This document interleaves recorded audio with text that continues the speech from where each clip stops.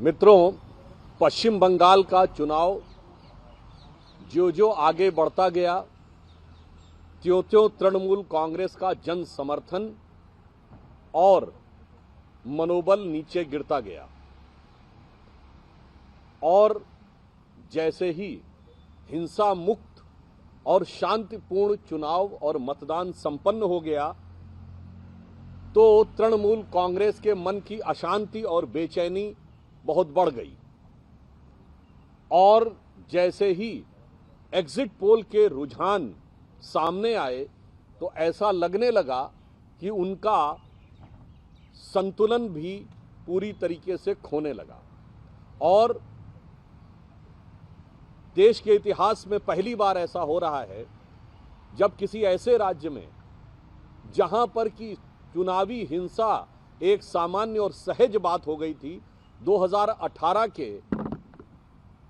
पंचायत चुनावों में 75 लोगों की हत्या हुई थी। उस राज्य में यदि विधानसभा के चुनाव बगैर कोई विशेष हिंसा के संपन्न हो जाएं और तब किसी के मन में आपत्ति हो तो मेरा सवाल उठता है कि संविधान किन लोगों के रहने पर खतरे में है। अब जिस प्रकार से तृणमूल कांग्रेस ने अनर्गल निराधार आरोपों को मुद्दा बनाकर सर्वोच्च न्यायालय जाने का प्रयास किया,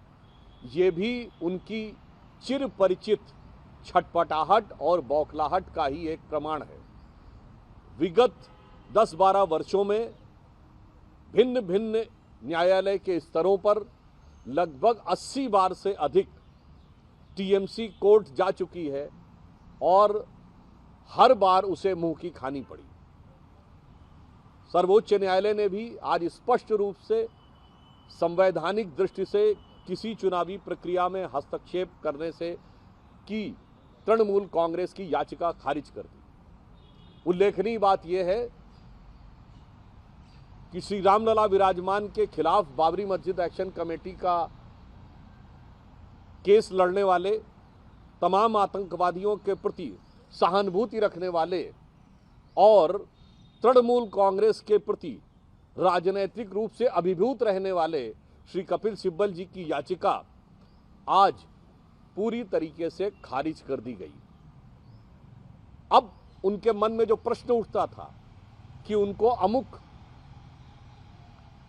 केंद्र सरकार के कर्मचारियों पर भरोसा नहीं है, राज्य सरकार के कर्मचारियों पर भरोसा है, तो मैं ममता जी से कहना चाहता हूं, आज भरोसे का सवाल आपके खुद के ऊपर है। जब आईपैक के ऊपर रेड हुई तो ये पहली बार ऐसा हुआ जबकि कोई मुख्यमंत्री स्वयं वहां पहुंच गई, अर्थात उनको अपनी पुलिस और अपनी राज्य सरकार की एजेंसी पर भरोसा नहीं था। पॉइंट नंबर 2, वो वहां पर खुद अंदर गई, अर्थात उनको अपने पर्सनल स्टाफ पर भी भरोसा नहीं था। पॉइंट नंबर 3, उन्होंने खुद उठाकर वो हरे रंग की फाइल अपने हाथ में रखी, अर्थात उनको अपने किसी निजी सहयोगी पर भी भरोसा नहीं था। तो जब भरोसा स्वयं तृणमूल कांग्रेस की सरकार को अपनी ही सरकार, अपने कर्मचारियों और अपने ऑफिस पर नहीं है, तो यह इसलिए है क्योंकि जनता का भरोसा पूरी तरीके से उठ चुका है। और मेरा ये सवाल है इंडी गठबंधन से और सारी देश की जनता को ध्यान से इस विषय को देखना चाहिए कि जहां पर शांतिपूर्ण मतदान होने पर, हिंसा मुक्त मतदान होने पे, हत्याएं न होने पर किसी को समस्या उत्पन्न हो रही है, इससे बहुत साफ है कि हिंसा, दबाव, भय और आतंक के आधार के ऊपर जो सत्ता बनाने का प्रयास था वह आज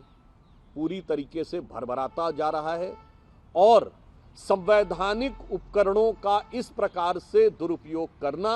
और संवैधानिक संस्थाओं में बार बार जाकर न्यायालय को इतनी बार जाना, मुझे लगता है कि ये न सिर्फ आपकी राजनीतिक हताशा को दर्शाता है बल्कि ये भी दर्शाता है कि संवैधानिक व्यवस्थाओं में आपकी आस्था नहीं है और उसका आप दुरुपयोग करना चाहते हैं। आज का जो सर्वोच्च न्यायालय का निर्णय है ये संवैधानिक दृष्टि से उपयुक्त और राजनैतिक और नैतिक दृष्टि से तृणमूल कांग्रेस की मंशा के ऊपर एक गहरा गंभीर सवालिया निशान है।